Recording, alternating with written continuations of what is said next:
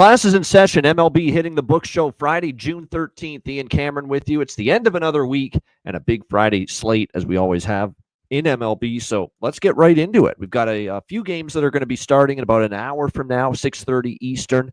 We'll start with those games. We've got Miami and Washington. Edward Cabrera, Mitchell Parker, the pitching matchup here. Even money, both sides, 8.5 the total. Edward Cabrera is really pitching well after a slow start to the year. He's really started to come on strong, play a lot better here for the Miami Marlins of late. Certainly in good form. Mitchell Parker, not so much. Mitchell Parker at home has actually kind of struggled. So I actually think the Fish could get it done here. I'm always a little sketchy of the bullpen, but I like Miami here. But I'm going to split it with first five and full game. I just like the form of Cabrera right now, pitching well. And I think the Marlins can, not a great road team, but I do think they have the potential here in this spot to get the job done. The smaller bet on the over too, but because I do worry about the state of both pens. But like I said, we will definitely lean over here with the game as well with the Marlins and the Nationals. All right, I think C-Mac's in the house. Here he is. Yeah. The one and only. What do you think here, Connor? First game, Miami and Washington. Well, I don't have anything in this game. I mean, I don't think there's a ton of value on either side. I do want to back Parker a little bit more at home, where he's just kind of got shit on the road. So I leaned the Nats way. You know, one thing, their bats have been cold finally, you know, and the Marlins finally playing some unders as well. I want to point that out. I did look at this under a little bit, but I'm off. Jays and Phillies. We've got Kevin Gossman and Ranger Suarez on the mound. Minus 110 even money, both sides, 8 the total. When it was still plus money, I took Toronto. I mean, Toronto, how do you not take them right now? They're 12-2 in their last 14 games. They've been hitting the ball like crazy. I think they can keep it going here. I know the Phillies, had a decent series against the Cubs earlier this week, but I still don't fully trust their band members. Still no Bryce Harper that they're dealing with right now. In this lineup, I just like what I'm seeing out of the Jays. You give me plus money with them, okay, I'll take it. So I did Toronto plus money here in this one. Toronto team total over 3.5. I split it up with that as well because I'm telling you what, they're scoring 4 runs or more almost every game lately. So to get their team total at 3.5, I think it's worth it here. And I would lean over because they've been tons of overs with the Jays lately too. It's only 8. So I dabbled in that as well. C-Mac, what do you think here? The red hot Toronto Blue Jays taking on the Philadelphia Phillies. Yeah, I mean, this line's come down.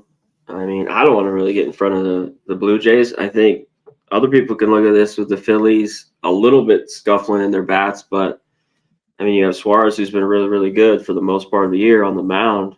So I get why people look at him. But we kind of talked about it days ago. They're just going to have to, get life without Harper. And Alec Bohm I was talking about in the 3-hole. Castellanos had some good numbers. There's a few guys I looked at props here. He was one. He's in the 4-hole. Gossman can be good. He's been bad on the road. Last year I think he had a really great ERA on the road. So what do we get there? Because I've seen him just get ripped and have really, really good starts. So yeah, I get why you're on the Jays. I mean, this line came all the way down. It seems like a lot of love for him. So the rumblings are true. I thought I saw when I went live for this show today, just like before we started a few minutes ago, I just happened to, my YouTube feed came up. I saw Betting with the Bag live streaming now. And I'm like, what the fuck? Jimmy's show is still going? He starts at noon. It's still fucking going. And it was apparently as of like 15, 20 minutes ago. 5 hours friggin' show for Jimmy the Bag with Betting with the Bag today. Holy fuck. That's amazing. Oh my goodness. I don't know how he does it. Yeah. 5 hour show. How does he do it? I have no idea. But that's amazing. That's dedication, man. I give him credit. 5 hours breaking down the card for the day. I didn't know the card was that big to have to spend 5 hours on it like he did today. But somehow, some way, he did. Crazy. It is crazy. Yeah. But credit to Jimmy, man. That is like I said, pretty wild that it was over a 5 hour show. Pretty well done. That's impressive stuff. Angels and Orioles. We've got the Orioles minus 190 home favorites, 10 the total in this game. I was very tempted to take the Angels because anytime I see Baltimore laying minus 190, I feel like asking, are you fucking nuts? But Kohanovic is not very good. He's not very good at all. I don't think I could back him. So the over I'd bet, but now I'm a little bit concerned because there is some rain in the forecast tonight at Camden Yards, but which always worries me when I'm on an over. But how do you not see runs in this game with these two pitchers? C-Mac, what do you think? Yeah, in the last bit, I mean, it's dropped to a 10. There's basically 10s everywhere.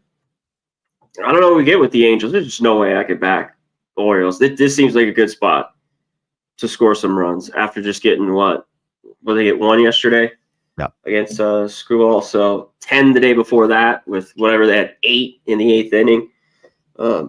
Morton's been a little bit better, but this price with him, I can only look the Angels. Yeah, I think it can get over too, rain or not. I didn't bet the over, especially when I saw 10.5. I know there are 10s now, like I just said, everywhere, but I haven't bet it.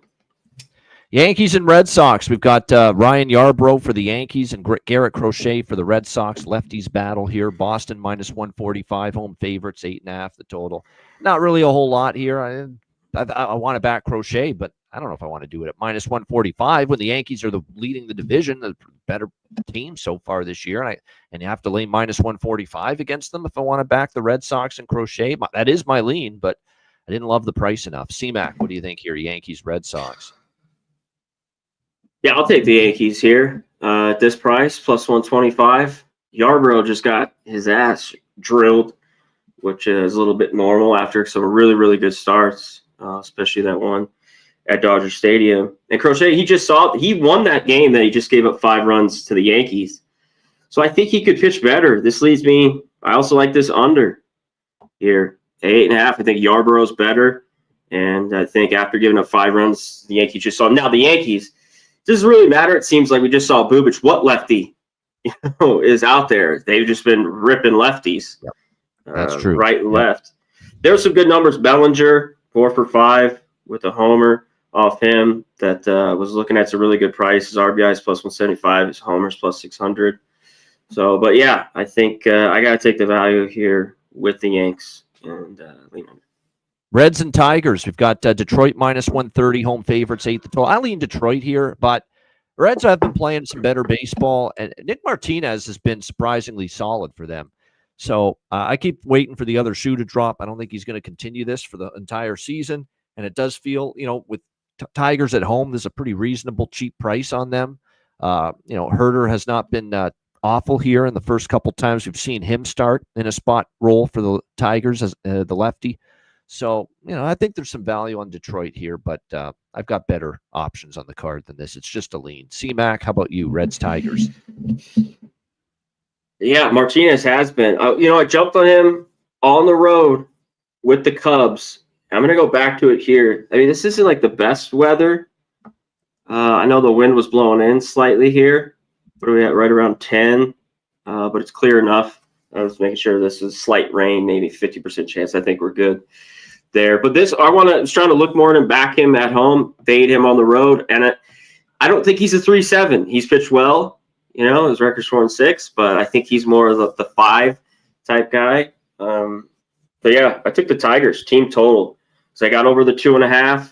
I've been trying to jump on these with a pitcher I don't like at plus money. Like, this would be different. If this is minus 120, the Tigers over 2.5 is something I don't want to look at. And that's why I try to get on and look at their bullpens and go full game, half game. So if I get Martinez, I get Tigers first 5 over 2.5 plus 120. I'm on. All right, we got the Rays and the Mets interleague action here. Taj Bradley for the Rays and Clay Holmes for the Mets. Mets minus 180, home favorites, 8 the total in this game. Mets, look, they've been obviously phenomenal at Citi Field this year. I mean, one of the best home records in the major leagues. Well, they have a good record overall, but 27-7 at home for this team. We just saw them sweep Washington 3 straight games at home. Clay Holmes has been at home pretty solid. Got into some trouble against Colorado and against Pittsburgh. He struggled a bit at home, but did pitch well against the White Sox. We'll see how he fares here in this one. Taj Bradley, an enigma. He was really starting to get going. 2 runs allowed to Houston, 3 runs allowed to Minnesota, 1 run against Houston. He pitched well again against the Astros. And then he got absolutely ambushed last time against Miami. So just when you think Taj Bradley's turning a corner, he has a blow up like he had against Miami. That being said, the only thing I'm hesitant on is because the Mets are so good at home. It's been automatic. They've just been winning games at home all season. But I am very tempted by Tampa here at plus 150. This price with Bradley, hoping he can bounce back a little bit. I'm very much. I'm going to sprinkle on the Rays at this price. I feel like even with the Mets' dominance at home, it's a little bit overpriced here. Clay Holmes, by the way, like I said, 2 of his last 3 home starts, he's given up 3-4 runs, so he's not been nearly as effective. Also think I lean over a little bit. We talk about how the Rays, have been hitting for the last couple of weeks, and we saw the Mets score during this win streak. The Mets have scored 4, 8, 13, 5, 5, 4. Total's only 8. I think we could squeeze an over out of this game, quite honestly. C-Mac, what do you think here? Tampa, New York Mets. Yeah, I didn't take the total. It might be too low. I lean under, but I thought the 8 was just a little bit too light in this one. Clay Holmes, yeah, this guy just keeps on pitching well. He's been pitched well home and on the road. His road's even been better, but he's been good here. The Mets have Soto, McNeil's been swinging a hot bat. This lineup's starting to get going. Nimmo, but I can't back them at this price. I don't want a -1 or anything. I just didn't see enough value, at least with Bradley on the road, to take the Rays. Colorado and Atlanta, German Marquez and Bryce Elder, the pitching matchup here. Atlanta -340. Look at that price, 340 in this one. The total here 8.5. I think the over could get there. I'm still not a big Elder fan. I'm not sold. The question is Colorado not going to hit on the road? And we've seen this. This has been the same old song and dance all fucking season. Feels like it's been the same song and dance for 3-4 years and counting with the Rockies. Can't hit, can't win on the road. But I don't trust Elder. I don't think he's that great. 4.11 ERA for him. We'll see how he fares here in this particular matchup. German Marquez has been awful. 5.19 ERA his last 5, but even worse for the full season. What is it? His full ERA is 7. It's bad. 7 right on the nose. 7.00 ERA on the season for German Marquez. So I'm going to take a shot with over 8.5. If you can stomach it, I could only take the Rockies at this price, but I don't have to, and I don't want to with Marquez. And I also don't want any part of Atlanta at this price. So I'm just going to go to the over, and hopefully these teams can do enough damage to get there for me. C-Mac, what do you think? Yeah, I don't trust Elder enough going through everything, because what I wanted to look through when I went to this game was Rocky score some runs. They're off the big win, the comeback. After having a lead and blowing it, as we talked about with their pen in the first 2 games of that series, just a classic blow up, lose the game in those 2. They come back and win 8-7. The bats come alive. This seems like the perfect spot. They're going to go on the road and score any? I don't think so. This was the closest bet for me. It's a strong lean. Was their team total. It's just 2.5. It's plus 120. I just didn't trust Elder here. Going through all the numbers, I just couldn't do it. I mean, it's 3 runs, guys. Surely you can score 3 runs tonight. Well, I mean, I know, but I've seen him cash this a ton for me. But Goodman, there's small samples. He's got a home run. There was some other stuff that in the end kept me off. And Marquez has just gotten ripped. He's gotten tattooed. Olsen was 6 for 13. Verdugo 4 for 8. Albies was 6 for 14 with a couple homers. So maybe just the Braves team total here, as Marquez just been awful. Chicago White Sox, Texas Rangers. We've got Adrian Hauser on the mound for the White Sox, and it looks like finally we have an announced starter for the Texas Rangers. Sean Armstrong is going to make the start here. He's been a reliever all these years. I remember he's with the Rays organization years ago, and St. Louis Cubs. Now he's with Texas, so he's been around the block. This guy, minus 190. I'm going to dabble in Chicago here. Hauser's actually been serviceable. He's given up 4 runs in his first 12.1 innings so far. He's been solid in both games. Armstrong, they're going with a bullpen day for Texas, and I know they're starting to hit Texas finally. Let's give them credit. Finally, the lineup is starting to come alive for them. 4 of their last 5 they've won. They have a good home record too, but still, we're talking minus 190 in this, in this kind of price range with the Texas Rangers. I know they're starting to come out of their offensive funk, but still, I'm not ready at this price. And the White Sox, they're scrappy. They've been, competitive at least a little bit. Even in the losses, they've been, in the game at least a little bit here. The Houston game 4-3, the last game of that series against Valdez, they hung in there. They only lost by 1. Yeah, I think this could be a dog that could get it done here, Chicago. We'll see. But it's just, to me, Texas is overpriced a little bit. C-Mac, what do you think here?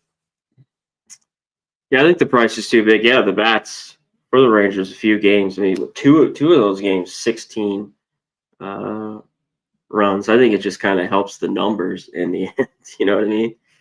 Hauser's the key here. Like, if he's good, that's why I like this under, then I think the White Sox are in it. You know what I mean? Like, that's the only thing is if he gets hit here, which I've seen in the past, but to start the year and just what he's had, those 4 starts, he's looked pretty good, and 2 of them on the road at New York, at Baltimore. Yep. So I'm on the under 8.5. All right, under the total here for Connor with the White Sox and the Texas Rangers. All right, St. Louis and Milwaukee, nice little NL Central rivalry battle here. We've got Milwaukee minus 165 in that range. It looks like minus 160. Home favorites. The total here sitting at 7.5 across the board. We got fast Freddie Peralta on the mound here for the Milwaukee Brewers in this one. You look at Peralta's numbers, very good, 2.69 ERA. He's given up 3 runs or less in 5 straight starts. Now, what's crazy is Milwaukee's only 2-3 in his 5 starts. They haven't always given him great run support, or the bullpen has kind of blew the game for them. But you look in the Peralta starts, they scored 5, 6. In the last 2, they were shut down, but they've scored some runs. Fetty, what are you going to get from Fetty? Fetty had a shutout in his last start against the Dodgers, pitched very well, although he has had 7 walks in his last 2 starts. And to me, that's a red flag with Eric Fetty. That the command and the control has not been there. 7 walks in his last 11.1 innings. That's not great. And you look at his road numbers, he's been a little bit more hittable away from home. Texas did some damage. Baltimore hit him for 5 runs at Camden Yards. So on the road, he's been a little more susceptible. I ended up taking the 3.5 over team total, Milwaukee. I didn't want to lay minus 160. I think they could do some damage. Plus the Cardinal bullpen. If you saw it against that Toronto against the Blue Jays in that series, that bullpen fell apart over and over again for St. Louis. So they might be able to score some runs late here, Milwaukee as well. So I like the Brewers team total. It's over 3.5 at like around minus 130. C-Mac, what do you think here? Yeah, I think they could get there. I mean, the numbers are pretty staggering how they ripped Fetty. Some of these guys, Yelich, Contreras, going through it earlier today. They already got 7 off him earlier this year. Basically, his worst start. He's had some all right starts against this Brewers team. Maybe nothing crazy where he's given up 2 or 3. But yeah, the full Fetty. I mean, I just think he's pitched. As he's gotten older, he's more of a pitcher because he's not going to blow you away. Right. You know what I mean? He just doesn't have crazy put away stuff, but he still walks a few guys. And I just think the more we get him kind of on the road like this, he could get ripped. So I like the look here. This kind of moved more. It's kind of just stuck now, 165, 160. This line, I thought it might even move a little bit more. With kind of a little bit of a bite back here.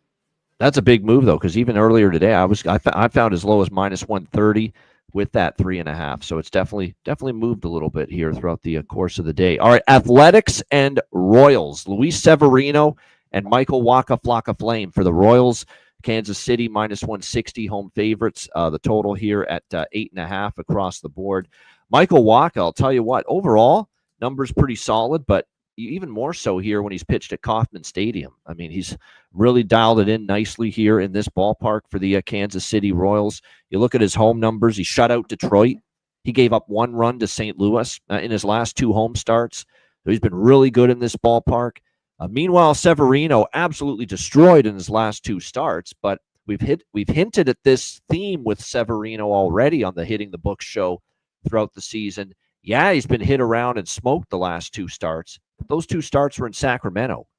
On the road, Severino's actually been pretty solid. It's actually been where his best performances have been this season. On the road, he's had some of his best starts away from Sacramento. So there might be a chance after 2 bad starts that he can go on the road and kind of figure himself out here and bounce back a little bit. And it's not like the Royals lineup. We can trust them night in and night out. So could be an under. I lean that way. C-Mac, what do you think? Yeah, I couldn't get there though with this First under. 5 under because you do have bullpen concerns, especially for the A's. Yes. Well, with the A's, yeah, I just there's just not too many games lately. This will flip, probably next month all the plays. I mean, they just played such bad baseball for so fucking long when they went 1-20, whatever it was. They got to say play it better. We've seen Royal games. I mean, they still have trouble scoring runs, but it's getting hot. That place can get some runs in the summertime. But yeah, in this game, I had to be off. I think the price is a little bit too big for the Royals, but I thought it was fair. All right, next up, we've got the Twins and Astros, even money both sides, minus 110. We've got 8 the total, shaded to the under. Chris Paddock on the mound for the Twins. Colton Gordon, the lefty, here for the Astros. Colton Gordon has been actually, it's funny, at home he's not been great, but his best start was actually on the road last time against Cleveland, where he only gave up 1 run. That being said, despite the 5.11 ERA for Colton Gordon in his last 5 starts for Houston, they're 4-1 with him on the mound. Chris Paddock's been very solid, very, very good for the most part. You can't argue with 2 runs or less in 5 straight starts, a 1.99 ERA, and yet the Twins are 1-4 in his last 5 starts. Why is that? Well, they haven't been hitting for him for the most part. A lot of these games, they're scoring 1 run, 2 runs, 1 run. That's just not going to get it done. And even in the last game against Toronto, he pitched well, but then the bullpen gives it up for the Twins in that game. And so another snake bit loss for a guy that's pitched pretty well, Chris Paddock. It's just a combination of bullpen implosions and no run support for the Twins when Paddock's on the mound. That's why he should have a better win-loss record in his last 5 starts than 1-4 with a 1.99 ERA, but there's just various circumstances that have caused him to lose games he shouldn't. But I would lean Twins, but here's the problem. The price. Twins are a losing team on the road, and Houston's 24-13 at home, and they're only minus 110. It doesn't feel like you're getting value here with Minnesota, so it's a pass for me. C-Mac, what do you think?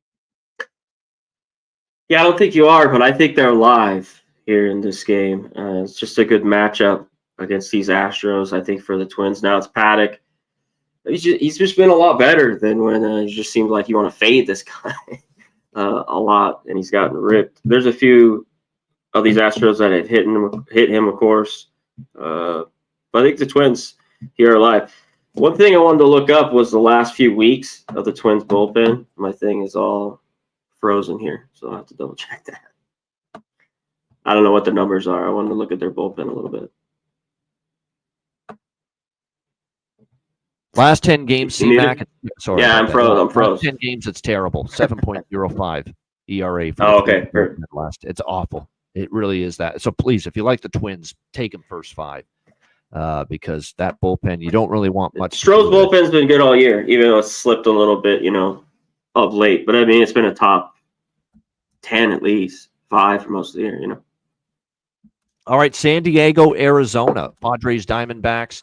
We've got Kolek on the mound for the Padres, Ryan Nelson for the Diamondbacks. 140 road home favorites here for the Diamondbacks, 9.5 being the total in this game. Kolek is someone that was a fade pitcher for me initially. Do I have to change my opinion is the question, because he's gone back-to-back starts, not giving up a run against San Francisco and Milwaukee. And you got to give him credit. 6 hits, shutout ball in his last 11 innings. So maybe I got to rethink things. Maybe he's getting better. Maybe I shouldn't be so eager to fade him. And I'm certainly not ready to lay minus 140 with Arizona and Ryan Nelson coming off a game where he got shelled by the Cincinnati Reds and an Arizona team that did have a nice series at home against Seattle. They won all 3 games. It's just a weird game for me. I want to see more from Kolek. I'm not. He should be wanting to back him if you look at the recent numbers for sure. But I don't know. I feel like Arizona's lineup in this ballpark versus Milwaukee and San Francisco, who he pitched in his last 2 games where he pitched the shutouts. I think this is a tougher task for Kolek. So I'm not ready to totally line up and trust him just yet. So all around, it's a tricky game. I have the slightest of leans to the over, but nothing strong. C-Mac, how about you? Padres, Diamondbacks. Yeah, on the total, I think there can be runs. I think if you want the Diamondbacks, take the first 5. I can't back this team this at all full game. The bullpen is just dog shit. Yeah. Giving up plenty of leads lately, even at home. What's going on? This team should have a better record than what they are. 3rd, 4th, 3rd. This might be the thing with Kolek where you could get ripped. So 3rd straight start on the road. The last 2 where he hasn't given up anything. You don't just keep going on the road like this, especially a guy who I think can get hit. Yeah. So yeah, D-backs early, first 5. But I think the Padres could score some runs. I talk about it late. So over. There's a few guys. I think Merrill, that's one of my guys, Jack of the day. Plus 600 spot for him. 3 for 7. Giants and Diamondbacks. Logan Webb for the Giants and Yoshinobu Yamamoto for the Dodgers here. Dodgers minus 190, home favorite, 7 the total, 7.5 in some spots. At 7, I'm going to probably jump in small on this over, believe it or not, because Logan Webb, we know historically not as sharp on the road as he is at home. And Yamamoto to me is not someone that's just mowing along lately. Like he's still been for the most part pretty solid, but he has games now where he's given up a couple home runs, couple of been in some trouble in certain games. So 7 just, and with the way San Francisco has been hitting the ball lately, and obviously with what the Dodgers are capable of, and we saw the Dodgers score 5, 8, and 7 in 3 of their last 4 games. I'm kind of willing to take a shot here that at a 7 we can find our way over the total in this game. It's also worth noting 7 and 3 to the over in the last 10 meetings between the Giants and the Dodgers as well. So I just feel like we're overvaluing the starting pitchers just a little bit here. Webb's not nearly as good on the road as he is at home. And I don't think Yamamoto is some lights out pitcher. He's been really good, but 7 seems low. Just a touch for what I'm seeing from both lineups at the moment. So a little bit of on the over here, over 7 at minus 120 for me. Nothing on the side. Nothing on the side here for me. C-Mac, what do you think? Giants, Dodgers. I mean, this is the Dodger rivalry too. Even though the Padres is a little bit, I saw that on X the other day. Like Giants, that's the only one they care about. Max Muncy said, which is true.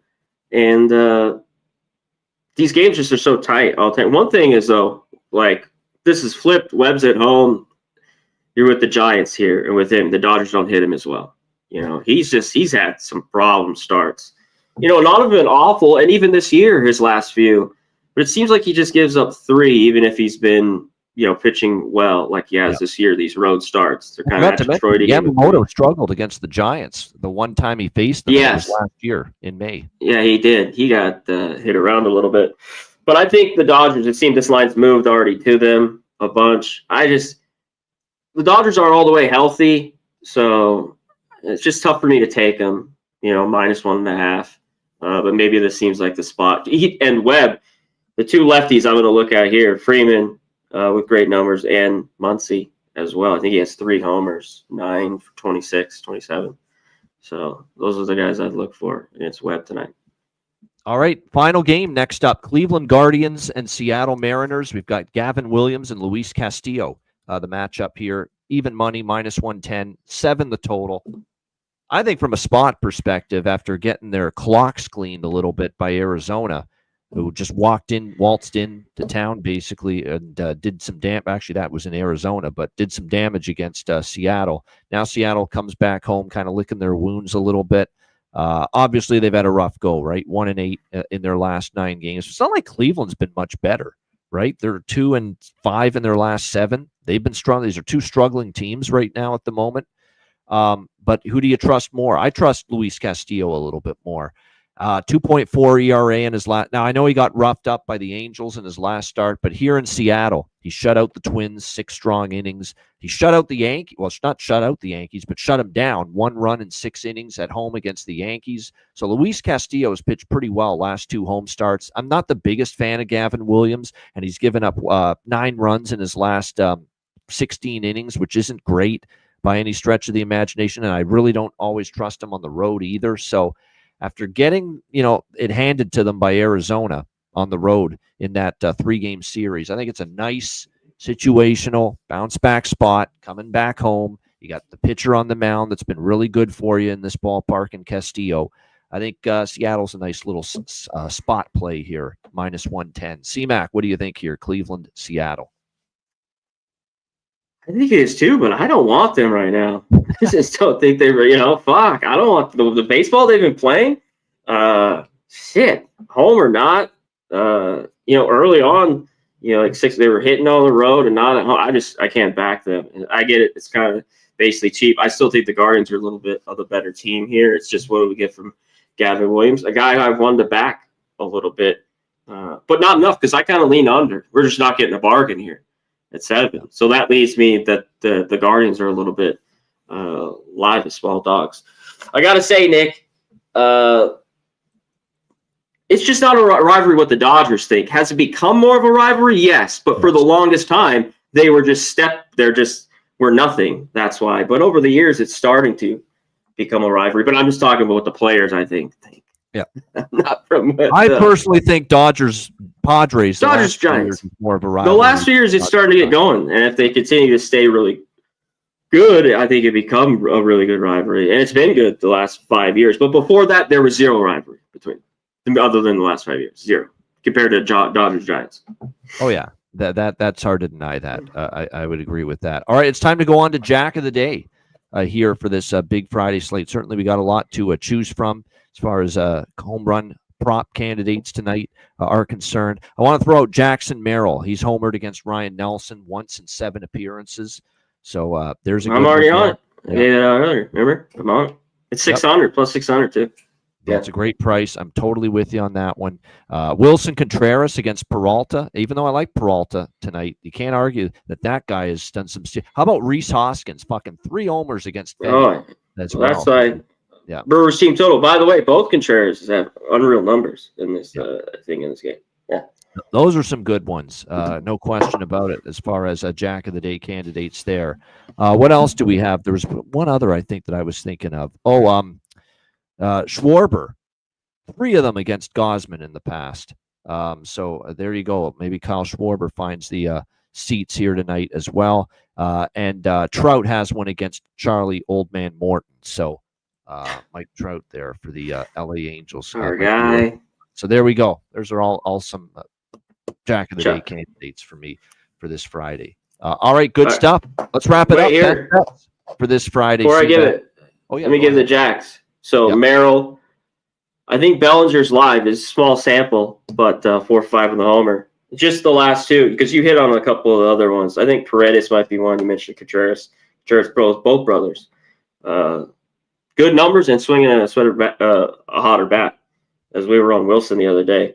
But I talked about, I think it's one of these 2 guys. The RBIs, I think, are great price against Webb. Freeman's plus 160, Muncie's plus 210. And both their Jacks are plus 475. So I don't know if I'm going to be on both or one of those 2, but I think I'll be on there in that Dodger game. All right, good stuff. A lot of good actually home run props. So hopefully we see a bunch of baseballs find the seats tonight in Friday night MLB action. All right, best bet, C-Mac, to wrap it up for not just the show but for the week here on Hitting the Books. Best bet. What do you got? Yeah, I just posted it on X here. Give it a like. Give it all that good stuff. Rangers, White Sox, under 8.5. I just think it's too many runs. Unless the Rangers start blowing up again, give me the under here all day. Under. There you go. White Sox, Rangers, under 8.5 for C-Mac for best bet for this Friday night. My best bet for this Friday slate, I had a tough choice here as far as a best bet, but I ended up deciding on the Milwaukee team total over 3.5. It's climbed a little bit, minus 130. Then it went up to minus 140. Shop around, see what's out there still. But Brewers team total over 3.5 for me. That's just too many good numbers against Fetty. Fetty's been worse on the road, and St. Louis is really starting to struggle again. It's not been a good last little bit here for the Cardinals. So we'll go with the Brewers team total over 3.5 for best bet. Our guy Fetty Wap is going to. By the way, if you want, make a 4 too. You know, like for me, that number's gone too far up. Make the 4. I mean, if you think, because the 4.5 obviously is right around plus 125, 130. Just split it a little bit if you're down. You know, just throwing that out there. No doubt. Yeah. So that's definitely an option. I mean, certainly got the best of the price with that at minus 130, but then it's climbed throughout the day. I think 140, 150 is probably the best you can get with it right now. So if you want 4 instead, where you can get, closer to even money on that, it's definitely an option. But yeah, Brewers team total over for me for best bet. Shout out to the chat. Mark A, Nick Alvento, Richard S, Justin McKelvey, Daniel, Abu Na, we appreciate all of you guys. Join Thomas Maggio, Spoons Bets, Morgan Spooner, J Stone 9, everyone that joins us on the show. Thank you very Timothy Hay, Truth Teller at the beginning, Steven Jackson. StreamYard outage happened, Steven Jackson. That's why there was no Ice Guys show yesterday. Nothing you can do. StreamYard streaming provider, it was out when the show, so that's why there was no show yesterday. So unfortunate, but it's back up and running now, as you can clearly see. But thanks again to everybody that joins the show, subscribes to the channel, hits the like button. We appreciate it very much. Don't look now. 2 months from now, college football is back, and we'll be back every week breaking down the games early in the week. I can't wait. I can't wait. We're already starting to work on the prep for the upcoming season. So we're very much looking forward to that. Just a little bit. I was going to really start going here in 2 or 3 weeks, but I got to say, baseball season, very, very good to me. You know, baseball at times could be a struggle and a grind. Yep. But when it's going well, like this year has for me, there's no complaints. So I am happy baseball. That's what it is.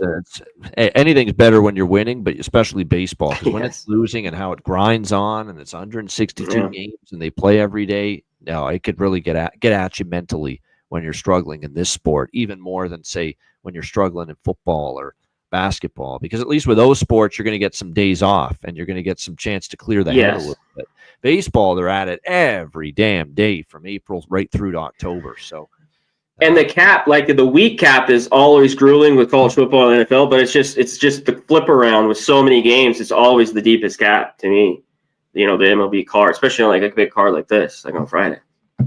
Yeah, no question. And like I said, deep card on Friday, Saturday, Sunday. I always scale back because it's always dicey. Players are resting. I do too, a little bit. I try to look for unders in certain spots. Getaway day Sunday, because Sundays could be a bloodbath at times. Even Saturday too. That's why I don't mind not doing a Sunday show. You're not missing much because I don't have anywhere close to the action on a Sunday in MLB as I do most of the other days of the week. But we appreciate all you guys. Thanks again. Great week of shows. We'll be back with you next week. For Connor Mack, I'm Ian Cameron. Have a great weekend. Enjoy the games and good luck. And we will be back Monday, 5 p.m. Eastern, 2 p.m. Pacific, with another edition of the MLB Hitting the Books show. Until then, class dismissed.